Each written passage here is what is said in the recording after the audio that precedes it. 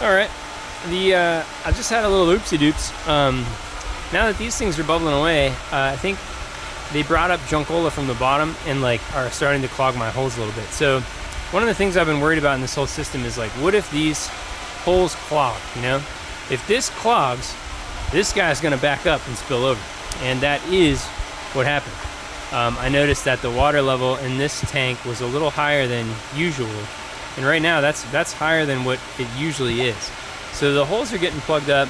I got this brush today that I'm mostly going to use to clean the pool, but I may as well, you know, give these holes a little scrub it up dub, because that algae, it actually is pretty problematic. My hope is, like, once I get the pool under control, the algae won't be that bad. I mean, this pool hasn't been filtered ever, and it's been in the ground since, I don't know, years. So I think that this will just take a little bit of doings at the beginning of this, and then everything should kind of calm down. But if it's going to continue to happen like that, I'm going to have to like take these things out and either put more holes in them. Terry, the designer, had also done like slices with a chop saw or a table saw, you know. But it's such a mess. Like, if you've ever used a power saw in PVC, it makes this PVC dust that goes everywhere, and it's what a mess. So I used the drill instead, which is still somewhat messy, but at least doesn't send all that tiny little PVC dust into the air and throughout your entire workshop.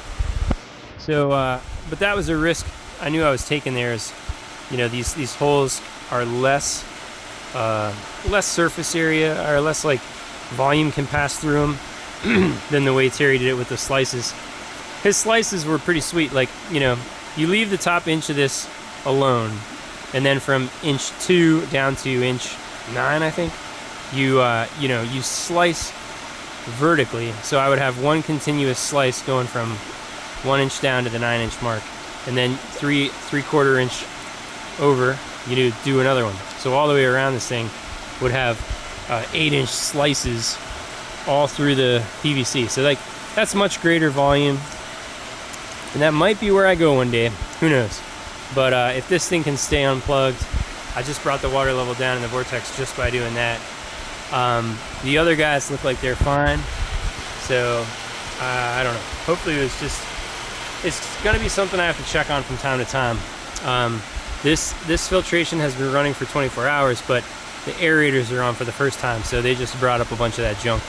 And I hope that maybe once I do this a few times, it'll neutralize or get back to that homeostasis we're looking for.